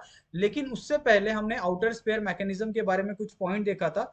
वो सेम यहाँ पे भी हम लोग इनर स्पेयर मैकेनिज्म में देखेंगे कि ऐसे कौन से पॉइंट है जो डिपेंड करते हैं इनर स्पेयर मैकेनिज्म के, और क्या क्या पॉइंट यहाँ पे आने वाले हैं। ओके, तो जो सबसे पहला पॉइंट यहाँ पे आप लिख सकते हो कि ये एक तरह से क्या होता है, आपका सब्स्टिट्यूशन और जो रिएक्शन होता है वो आपको यहाँ पे देखने के लिए मिलता है। ओके, सब्स्टिट्यूशन रिएक्शन ये ऑलरेडी हमने क्या किया है, एक्सप्लेन किया है। सब्स्टिट्यूशन का मतलब होता है कि ये किसी एक पर्टिकुलर एटम को किसी पर्टिकुलर एलिमेंट को क्या करेगा, रिमूव करेगा, और उसकी जगह कोई दूसरा एलिमेंट वहां पे आएगा, उसको हम लोग क्या कहते हैं, सब्स्टिट्यूट रिएक्शन कहते हैं। ओके, दूसरा पॉइंट ये है यहाँ पे कि जो इलेक्ट्रॉन ट्रांसफर यहाँ पे आपको देखने के लिए मिलेगा। Okay, electron transfer through bond. Okay, यहाँ पे आपको जो इलेक्ट्रॉन ट्रांसफर आप देखने के लिए मिलेगा वो कहाँ से देखने के लिए मिलेगा, आपको थ्रू बॉन्ड से देखने के लिए मिलेगा। ओके, इसमें भी दो तरह के आपके बॉन्ड यहाँ पे देखने के लिए मिलेंगे। सबसे पहला, अगर आपका जो इलेक्ट्रॉन ट्रांसफर है, ओके, अगर ये विथ लिगेंड होता है। ओके, अगर विथ लिगेंड आपको ये देखने के लिए मिलता है, ठीक है, ये आपका पहला टाइप है। दूसरा टाइप है कि आपका जो इलेक्ट्रॉन ट्रांसफर है, ओके, ये आपको विथआउट लिगेंड भी देखने के लिए मिलेगा। ओके, तो ये दो तरह के आपके ट्रांसफर आपको यहाँ पे देखने के लिए मिलेगा। दोनों लिगेंड में आपका क्या फर्क है, क्या अंतर है, वो सारी चीजें यहाँ पे हम बात करेंगे। विथ लिगेंड आपका किस तरीके का इलेक्ट्रॉन ट्रांसफर होता है, विदाउट लिगेंड किस तरीके का इलेक्ट्रॉन ट्रांसफर होता है, वो सारी चीजें यहाँ पे हम डिस्कस करेंगे। ओके, उसके बाद जो तीसरा पॉइंट यहाँ पे आपको लिखना है, तीसरा पॉइंट है कि जो आपका रेट डिटरमाइनिंग स्टेप है, okay, can be electron transfer step. Okay, electron transfer step और नॉट। ओके, जो आपका यहाँ पे यहाँ पे रेट डिटरमाइनिंग स्टेप है वो आपका इलेक्ट्रॉन ट्रांसफर का स्टेप हो भी सकता है और नहीं भी हो सकता, दोनों पॉसिबिलिटी है आपके और रेट डिटरमाइनिंग स्टेप के ऊपर। ओके, चौथा पॉइंट ये है कि आपका one of the two complexes, one of two complex must be labile और बोथ लेबाइल। ओके, आपका एक या दोनों जो कॉम्प्लेक्स है लेबाइल होने चाहिए या फिर दोनों लेबाइल होंगे, तो ही वो क्या करेगा, इनर स्पेयर मैकेनिज्म को फॉलो करेगा, वरना नहीं करेगा। ओके, जैसे अगर आप यहाँ पे ये लिखो कि अगर सपोज आपका जो दोनों कॉम्प्लेक्स है, अगर both complex are inert, okay. अगर दोनों सपोज आपके कॉम्प्लेक्स क्या है, इनर्ट है, ओके, तो ये क्या करेगा, यहाँ पे आपको किसी भी तरीके का इनर स्पेयर मैकेनिज्म आपको देखने के लिए नहीं मिलेगा, ओके। तो यही सारी चीजें मैं यहाँ पे आपको बताना चाह रहा था, ठीक है। उसके बाद यहाँ पे जो पांचवा यहाँ पे पॉइंट है कि इसके अंदर आपको जो ब्रिजिंग लिगेंड है, okay, bridging ligand must be present, okay, bridging ligand must be present, okay. तो ये कुछ आपके पास पॉइंट यहाँ पे हमने दिए हैं जो पूरी तरह से किसको इंडिकेट करते हैं, वो इंडिकेट करते हैं आपके इनर स्पेयर मैकेनिज्म को। सबसे पहला पॉइंट है कि इसके अंदर आपका सब्स्टिट्यूशन रिएक्शन होता है। दूसरा पॉइंट ये है कि electron transfer through the bond आपको देखने के लिए मिलता है, वो आपका विथ लिगेंड भी हो सकता है और विदाउट लिगेंड भी हो सकता है, ठीक है। तीसरा स्टेप ये है कि यहाँ पे रेट डिटरमाइनिंग स्टेप है, वो आपका हो सकता है, ओके, ट्रांसफर स्टेप हो भी सकता है और नहीं भी हो सकता, ओके, इलेक्ट्रॉन ट्रांसफर स्टेप हो भी सकता है और नहीं भी हो सकता है। चौथा पॉइंट ये है कि आपका जो कॉम्प्लेक्स होना चाहिए या तो लेबाइल होना चाहिए या फिर दोनों आपके कॉम्प्लेक्स है वो लेबाइल हो सकते हैं, ओके। अगर आपका कॉम्प्लेक्स दोनों अगर इनर्ट है तो इस कंडीशन में आपका जो इनर स्पेयर मैकेनिज्म है वो फॉलो नहीं करता है, ठीक है। और सबसे मेन यहाँ पे जो पांचवा पॉइंट यहाँ पे ये दिया है कि इसके अंदर जो ब्रीजिंग लिगेंड है वो क्या होने चाहिए, प्रेजेंट होने चाहिए, ओके। तो इस तरीके से आपके इनर स्पेयर मैकेनिज्म के पॉइंट यहाँ पे हमने लिखे। अभी नेक्स्ट यहाँ पे जो हम लोग एक्सप्लेन करेंगे, नेक्स्ट जो चीजें यहाँ पे हम सीखने वाले हैं वो है इसका मैकेनिज्म, ओके। किस तरीके से ये पूरा का पूरा जो इनर स्पेयर मैकेनिज्म है वो काम करता है, ओके। तो इसके लिए आपको ये समझना होगा थ्रू मैकेनिज्म के कि इसमें किस तरीके से ब्रीजिंग बॉन्ड यहाँ पे फॉर्मेशन होता है, ओके। किस तरीके से यहाँ पे लिगेंड आपका विथ लिगेंड किस तरीके से फॉर्म होता है इलेक्ट्रॉन ट्रांसफर, और विदाउट लिगेंड किस तरीके से इलेक्ट्रॉन ट्रांसफर होता है, वो सारी चीजें। अगर आप इसके मैकेनिज्म की बात करो तो इसका मैकेनिज्म बहुत सिंपल है, ओके। आपको मैकेनिज्म में अगर आप ध्यान से देखो तो मैं यहाँ पे बहुत सिंपल सा पहले तो यहाँ पे स्टेप लिखूंगा, ओके। फिर ये पूरा का पूरा जो मैकेनिज्म होगा उसको एक्सप्लेन करूंगा स्टेप बाय स्टेप, ओके। बस आपको थोड़ा सा यहाँ पे पेशेंस रखना है। जैसे यहाँ पे आपके मैकेनिज्म में क्या है, यहाँ पे है आपके पास एम, ओके, मेटल है, ओके। यहाँ पे आपके पास L5 और उसके साथ आपका एक एक्स क्या है, अटैच है, ओके। ये आपके पास है +2 हो गया। और यहाँ पे आपके पास क्या है, मेटल है, ओके। यहाँ पे आपके पास लिगेंड Ml6 है, करेक्ट। ये आपके पास है +2 हो गया। अभी यहाँ पे आप सिंपली क्या कर रहे हो, यहाँ से आप x को रिमूव कर रहे हो, okay. After removing the x यहाँ पे आपके पास क्या बचेगा, यहाँ पे आपके पास बचेगा Ml5, ओके। यहाँ पे आपके पास x क्या कर रहा है, एक ब्रीजिंग लिगेंड यहाँ ब्रीजिंग फॉर्म कर रहा है, जिसकी वजह से यहाँ पे आप ये बता सकते हो कि किस तरीके से ये रिमूव होगा, ओके। तो यहाँ पे ये क्या फॉर्म करेगा, Ml5 फॉर्म करेगा, ओके। यानी यहाँ से क्या हो रहा है, एक x यहाँ से निकलेगा और यहाँ से भी आपके पास एक x निकलेगा, ओके। अभी यहाँ पे इसका मेटल का ऑक्सीडेशन स्टेट कितना होगा, यहाँ पे आपका +3 होगा और यहाँ पे आपका कितना होगा, +2 होगा, करेक्ट। अभी ये वाला जो सबसे पहला स्टेप यहाँ पे आपको देखने के लिए मिल रहा है, ये सबसे पहला स्टेप आपका कौन सा है, यहाँ पे सब्स्टिट्यूशन आपका यहाँ पे सबसे पहले आपको देखने के लिए मिल रहा है, ओके। तो ये आपका कौन सा हो गया, सब्स्टिट्यूशन रिएक्शन यहाँ पे आपको देखने के लिए मिल रहा है, ओके। अभी यहाँ पे आपके पास एक स्टेप बना जहां पे आपको एक ब्रीजिंग लिगेंड ब्रीजिंग कॉम्प्लेक्स यहाँ पे आपको देखने के लिए मिल रहा है, करेक्ट। अभी जो नेक्स्ट स्टेप यहाँ पे होने वाला है, जो स्टेप नंबर 2 होगा वो आप यहाँ पे लिखो, ओके। जो आपके पास स्टेप 2 होगा, इस स्टेप 2 के अंदर हम क्या करने वाले हैं, इलेक्ट्रॉन ट्रांसफर करने वाले, ओके। अभी इलेक्ट्रॉन ट्रांसफर कैसे होता है ये थोड़ा सा आप ध्यान से देखो। ये आपका इनर इनर स्पेयर मैकेनिज्म पढ़ रहे हो, तो इसके अंदर आपका जो इलेक्ट्रॉन ट्रांसफर होता है वो थोड़ा सा अलग होता है एज कंपेयर टू आपका आउटर स्पेयर मैकेनिज्म के, ओके। अभी इसके अंदर आपके पास एक कॉम्प्लेक्स है, ये कॉम्प्लेक्स आपके पास बना, correct.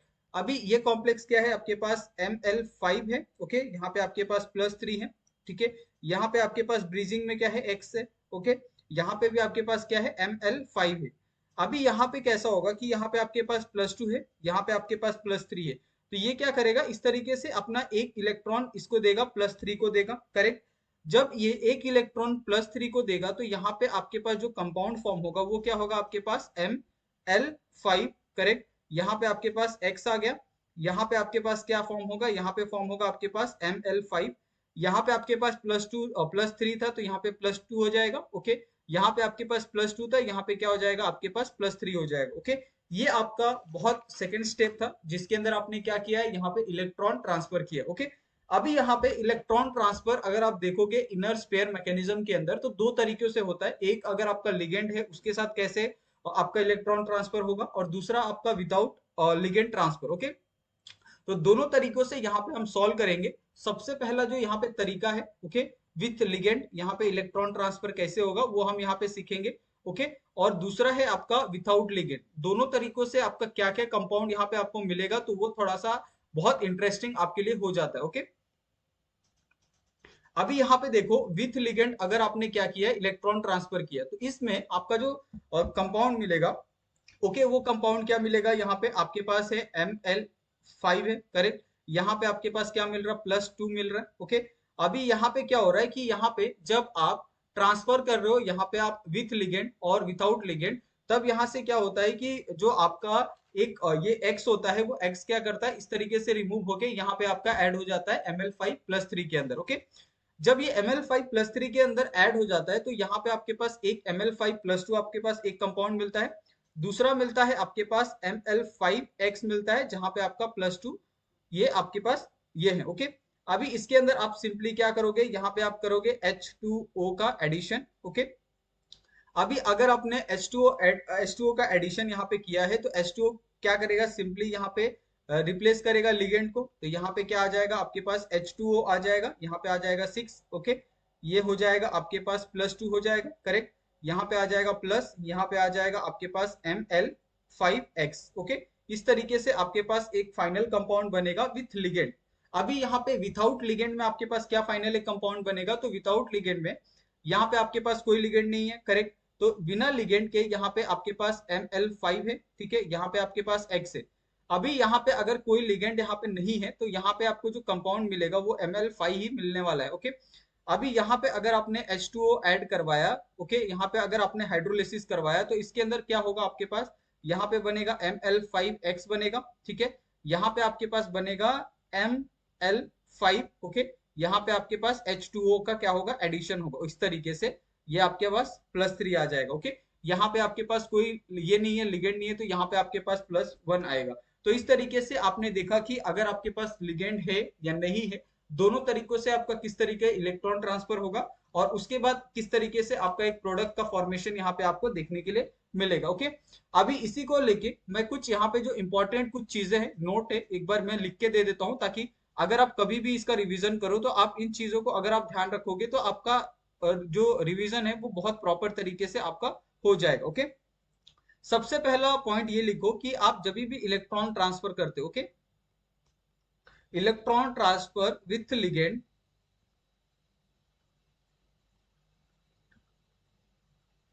Transfer, then step 2 will be the rate determining step। Okay, अभी यहाँ पे रेट डिटरमाइनिंग स्टेप अगर आप लिगेंड के साथ कर रहे हो, तो ऑफकोर्स कौन सा होने वाला है, आपका स्टेप नंबर 2 होने वाला है, करेक्ट। अगर आप यहाँ पे इलेक्ट्रॉन ट्रांसफर अगर आप विदाउट लिगेंड करना चाहते हो, ओके, अगर आप यहाँ पे एक और पॉइंट आप लिख सकते हो, electron transfer without ligand. Okay, अगर आप इलेक्ट्रॉन ट्रांसफर यहाँ पे करना चाहते हो विदाउट लिगेंड, ओके, तो इस कंडीशन में क्या होगा कि जो आपका स्टेप 3 होगा ना, ओके, वो स्टेप 3 क्या करेगा, एज अ आपका यहाँ पे will be the rate determining step आपका यहाँ पे होने वाला है। अगर आपने बिना किसी लिगेंड के यहाँ पे आपने जो ट्रांसफर है वो आपने किया, तो यहाँ पे जो आपको रेट डिटरमाइनिंग स्टेप होगा वो कौन सा होगा, आपका 3 नंबर का होगा। अगर आपने लिगेंड लिया, तो उस कंडीशन में आपका जो रेट डिटरमाइनिंग स्टेप होने वाला है वो आपका होने वाला है 2 नंबर का। ओके, तो ये कुछ चीजें हैं जो आपको क्या करनी है, ध्यान में रखनी है। अभी यहाँ पे आप ये कैसे कह सकते हो कि यहाँ पे जो लिगेंड है वो ट्रांसफर होगा या नहीं होगा, ये आपके पास एक पॉइंट आता है। तो इसके अंदर आप हमेशा देखना कि लिगेंड अगर ट्रांसफर हो रहा है तो आपको स्टेप 2 है, ओके, अगर नहीं हो रहा है तो आप स्टेप 3 को यहाँ पे देख सकते हो, जहां पे आपको रेट डिटरमाइनिंग स्टेप यहाँ पे आपको देखने के लिए मिलेगा। ओके, और ये यहाँ पे अगर आप देखोगे कि विदाउट लिगेंड में आपको क्या मिलता है, दोनों जो कंपाउंड होते हैं वो कैसे होते हैं, आपके इनर्ट होते हैं। ओके, बोथ क्या होते हैं, आपके इनर्ट होते हैं। जो भी दोनों आपको प्रोडक्ट यहाँ पे मिल रहे हैं, यहाँ पे आपका Ml5X मिल रहा है +1 में, और दूसरा Ml5H2O मिल रहा है, वो दोनों क्या है, आपका इनर्ट है। ओके, तो ऐसे कंपाउंड आपको क्या मिलते हैं यहाँ पे, विदाउट लिगेंड मिलते हैं, जहां पे आपको रेट डिटरमाइनिंग स्टेप आपका थर्ड क्या होता है, यहाँ पे थर्ड आपका स्टेप रेट डिटरमाइनिंग स्टेप यहाँ पे आपका होता है। ओके, अभी यहाँ पे मैं आपको कुछ क्वेश्चन देता हूँ। ओके, आपको क्या करना है, ये क्वेश्चन को देखना है और उसके हिसाब से आपको यहाँ पे इसका जो आंसर है वो आपको करना है। ओके, यहाँ पे क्वेश्चन सबसे पहले मैं लिखता हूँ, क्वेश्चन के हिसाब से आप क्या करोगे, मुझे आंसर करोगे। ठीक है, यहाँ पे क्वेश्चन पहला है कि आपके पास एक कंपाउंड है। ओके, कंपाउंड क्या है आपके पास, CONH3 5Cl। ओके, यहाँ पे आपके पास है +2, करेक्ट।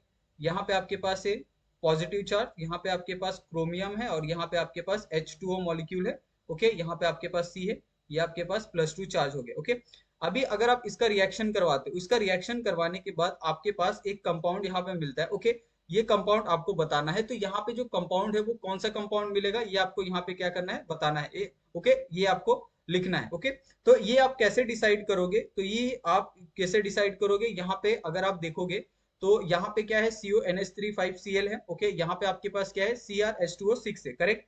अभी यहाँ पे आपके पास ये NH3 है, करेक्ट। यहाँ पे आपके पास Cl क्या है, एज अ लिविंग ग्रुप यहाँ पे एक्ट कर रहा है। ओके, और यहाँ पे आपके पास क्या है, क्रोमियम है, करेक्ट। अभी इसके बीच में अगर आप देखोगे तो एक ब्रिजिंग ऑलरेडी क्या है, अवेलेबल है। ठीक है, तो इनके बीच में आपका इलेक्ट्रॉन ट्रांसफर बहुत इजीली हो जाएगा। इलेक्ट्रॉन ट्रांसफर कहाँ होगा, आपका Cr से NH के बीच में आपको इलेक्ट्रॉन ट्रांसफर देखने के लिए मिलेगा। ओके, जब ये इलेक्ट्रॉन ट्रांसफर यहाँ पे आपको देखने के लिए मिल रहा है, तो यहाँ पे जो नेक्स्ट स्टेप होगा वो कौन सा होगा, आपका इलेक्ट्रॉन ट्रांसफर का होगा। ओके, जब आपका इलेक्ट्रॉन ट्रांसफर यहाँ पे हो जाता है, तब उस कंडीशन में जो आपका कंपाउंड यहाँ पे देखने के लिए मिलता है, ओके, वो कंपाउंड कौन सा होता है, आपके पास यहाँ पे होता है CO+2 होता है, करेक्ट। यहाँ पे आपके पास Cl का क्या हो रहा है, यहाँ पे ट्रांसफर हो रहा है इस तरीके से, और ये ट्रांसफर होके कहाँ पे जा रहा है, आपके पास Cr+3 के पास जा रहा है। ओके, तो ये कहाँ जा रहा है, आपका CO+2 से आपका Cr+3 की तरफ जा रहा है। तो जो आपको कंपाउंड यहाँ पे मिलने वाला है, वो कंपाउंड कौन सा होगा, आपके पास CO, यहाँ पे आपके पास आ जाएगा H2O, ओके 6, ये आ जाएगा आपके पास +2, यहाँ पे प्लस आपका Cr, ये आ जाएगा आपके पास NH3 5Cl। ओके, तो ये इस तरीके का जो कंपाउंड है आपको यहाँ पे देखने के लिए मिल रहा है। अगर आप ऊपर कोबाल्ट देखोगे, ये वाला कंपाउंड, ओके, यहाँ पे क्वेश्चन के अंदर, तो इसका जो कॉन्फ़िगरेशन आता है वो क्या आता है, आपके पास D6 आता है। ओके, क्योंकि अगर आप CO+2 को देखोगे तो इसका कॉन्फ़िगरेशन क्या आता है, DS आता है इन लो स्पिन। ओके, अगर आप लो स्पिन में अगर D6 देखोगे तो ये क्या होता है, इनर्ट होता है। ओके, अगर आप यहाँ पे क्रोमियम देखोगे, ओके, Cr, ये +2 यहाँ पे भी शो करेगा, और इसका अगर आप कॉन्फ़िगरेशन देखोगे तो क्या आ जाएगा, आपके पास D4 आएगा हाई स्पिन के अंदर। ओके, अगर ये हाई स्पिन के अंदर आ रहा है तो क्या होगा, ये लेबाइल शो करेगा। ओके, ये लेबाइल शो करेगा। अगर लेबाइल शो करता है तो यहाँ पे आपका जो लिगेंड है तो क्या करेगा, ट्रांसफर होगा। ओके, और यहाँ पे आपका लिगेंड बाहर जाएगा इलेक्ट्रॉन ट्रांसफर के दौरान, और इसके अंदर जो आपका लिगेंड होगा वो क्या होगा, आपका इंक्लूडेड होगा। और इस तरीके से आप ये कह सकते हो कि जो आपका स्टेप 2 है, वो स्टेप 2 यहाँ पे क्या कर रहा है, step 2 will be the stay rate determining step. Okay, तो यहाँ पे आप लिख सकते हो step 2 will be the rate determining step. Okay, तो ये आपको बहुत क्लियर तरीके से समझ में आ गया होगा कि इसमें रेट डिटरमाइनिंग स्टेप आपका कौन सा है। ओके, इसी तरीके के बहुत सारे क्वेश्चन आपको करने होते हैं, बहुत सारे क्वेश्चन आपको आते हैं। एक और क्वेश्चन हम यहाँ पे लेते हैं। ओके, ये क्वेश्चन है आपके पास, यहाँ पे सबसे पहले मैं कॉम्प्लेक्स लिख देता हूँ। ओके, RU, ये है आपके पास NH3Cl है। ओके, यहाँ पे आपके पास +2 है, ये आपके पास, ये दोनों क्या है आपके, एक रिएक्टेंट है और एक आपका ऑक्सीडेंट है। तो ये आपको क्या करना है, ध्यान रखना है। ठीक है, ये आपके पास 6 है, ये आपके पास +2। ओके, अभी यहाँ पे आप क्या करोगे, यहाँ पे मुझे आप इसका रेट डिटरमाइनिंग स्टेप आप सबसे पहले बताओगे, और साथ में इसमें जो प्रोडक्ट फॉर्मेशन हो रहा है वो क्या होगा, दोनों इनर्ट होगा, इनर्ट लेबाइल होगा, या क्या होगा, ये सारी चीजें क्या करनी है, मुझे आपको एक्सप्लेन करनी है और बतानी है। ओके, तो सबसे पहले अगर आप यहाँ पे रिएक्शन देखो, ओके, तो रिएक्शन क्या हो रहा है, रिएक्शन में आपका इस तरीके से रिएक्शन होगा, यहाँ पे आपके आ जाएगा NH3 आ जाएगा। ओके, यहाँ पे आ जाएगा आपके पास Ru+3 होगा इसका ऑक्सीडेशन स्टेट।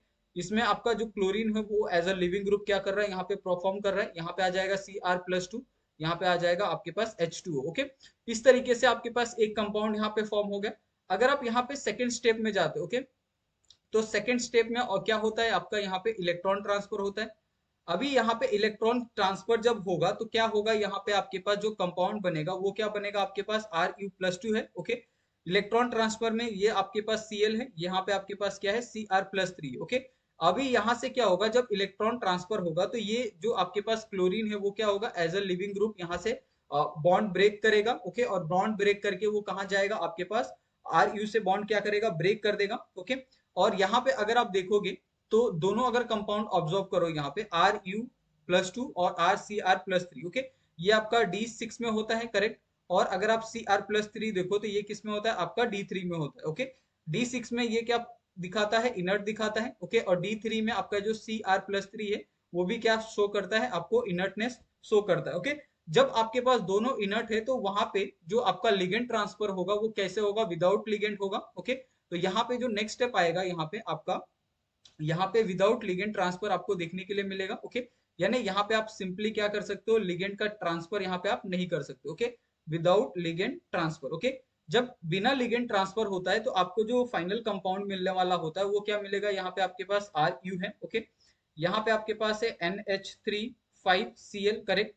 यहाँ पे आपके पास आ जाएगा प्लस का चार्ज, यहाँ पे आ जाएगा आपके पास CrH2O6, यहाँ पे आ जाएगा +3। ओके, और ये इसमें अगर आप रेट डिटरमाइनिंग स्टेप अगर आप यहाँ पे देखना चाहते हो तो इसमें जो स्टेप 3 होगा, जहां पे आपका क्या दिख रहा है, आपको बिना लिगेंड ट्रांसफर के आपको देखने के लिए मिल रहा है, तो रेट 3 क्या होगा, आपका RDS होगा, यानी रेट डिटरमाइनिंग स्टेप आपका यहाँ पे कहलाएगा। ओके, तो इस तरीके के क्वेश्चन आपको एग्जाम में देखने के लिए मिलते हैं। ओके, तो आप, आई थिंक मेरे हिसाब से आपको ये बहुत सारी जो चीजें हैं वो ऑलरेडी समझ में आ गई होगी कि जो आपका इनर स्पेयर मैकेनिज्म होता है वो किस तरीके से परफॉर्म करता है, कैसे कैसे क्वेश्चन आपको देखने के लिए मिलते हैं। और एक छोटा सा अगर आप यहाँ पे एक और पॉइंट यहाँ पे लिखना चाहते हो तो आप लिख सकते हो, वो है आपका रेट ऑफ।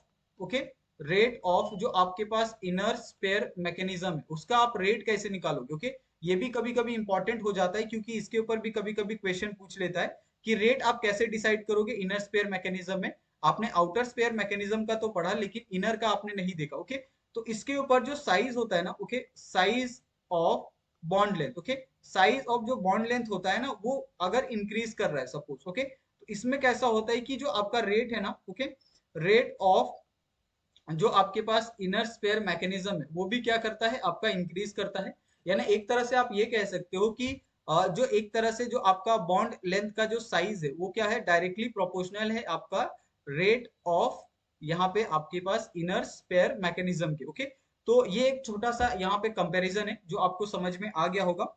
उसके बाद जो नेक्स्ट यहाँ पे आएगा, अगर आपके पास यहाँ पे En की वैल्यू है, ओके, इलेक्ट्रोनेगेटिविटी की, तो अगर इलेक्ट्रोनेगेटिविटी ऑफ जो बॉन्ड लेंथ यहाँ पे आपको दिया है अगर ये डायरेक्टली प्रोपोर्शनल है, तो ये क्या होगा, आपका इनवर्सली प्रोपोर्शनल किसको होगा, रेट को होगा। ओके, ये क्या है, हमारा इलेक्ट्रोनेगेटिविटी हम देख रहे हैं। और इलेक्ट्रोनेगेटिविटी अगर आपको डिसाइड करनी है तो आप कुछ यहाँ पे एग्जांपल ले सकते हो, जैसे आपके पास OH है, यहाँ पे आपके पास फ्लोरीन है, और यहाँ पे आपके पास है NH3 है। ओके, तो इसमें आप मुझे ये बताओ कि सबसे ज्यादा इलेक्ट्रोनेगेटिविटी कौन सा होगा। ओके, तो सबसे ज्यादा इलेक्ट्रोनेगेटिव होगा आपका OH, उसके बाद होगा आपका फ्लोरीन, और NH3 किसी तरीके का आपको इलेक्ट्रोनेगेटिविटी शो नहीं करता।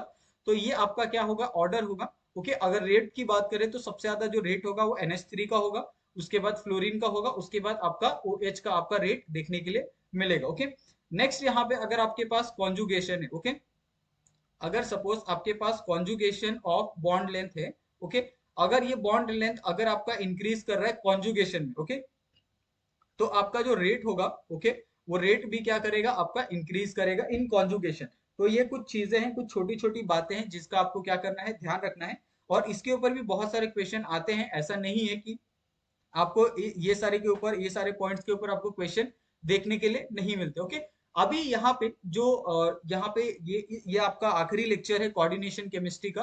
अगर आपको इसके अंदर कोई भी डाउट होगा तो आप लोग हमें पूछ सकते हो, और एक सेपरेट वीडियो में लेके आऊंगा कोऑर्डिनेशन केमिस्ट्री के, लगभग 100 क्वेश्चन होंगे। ओके, 100 क्वेश्चन होंगे। ओके, पूरा कोऑर्डिनेशन केमिस्ट्री उसके अंदर हम कवर करेंगे, हर एक स्टेप से क्वेश्चन जितने निकल सकते हैं पॉसिबल क्वेश्चन, वो सारे के सारे क्वेश्चन मैं यहाँ पे करवाऊंगा। ओके, और हम ये ट्राई करेंगे कि उस दिन हम लाइव आ सके। ओके, संडे का दिन होगा और संडे के दिन हम क्या करेंगे, पूरा 100 का 100 एक तरह से आपका कोऑर्डिनेशन केमिस्ट्री का जो क्वेश्चन है वो हम करवाएंगे विथ सॉल्यूशन, कि किस तरीके के आपके क्वेश्चन आते हैं और किस तरीके से आपको वहां पे जो आपके जो भी ये दिए हैं, आपने जो भी पढ़ा है किस तरीके से आप यूज करते हो, जो भी कॉन्सेप्ट आपको याद है वो सारी चीजें हम करवाएंगे। ओके, और अगर आपको इस वीडियो अच्छी लगी होगी तो प्लीज आप वीडियो को लाइक कीजिए और हमारे चैनल को भी आप सब्सक्राइब कर लीजिए, और अपने दोस्तों के साथ भी वीडियो को आप शेयर कर सकते हैं। ओके, और यहाँ पे आपको जैसे हमने कहा था CSIR नेट और गेट का यहाँ पे पूरा सिलेबस आपको मिलेगा। तो थैंक यू सो मच। यहाँ पे आपका एक तरह से जो कोऑर्डिनेशन केमिस्ट्री है यहाँ पे खत्म होता है। ओके,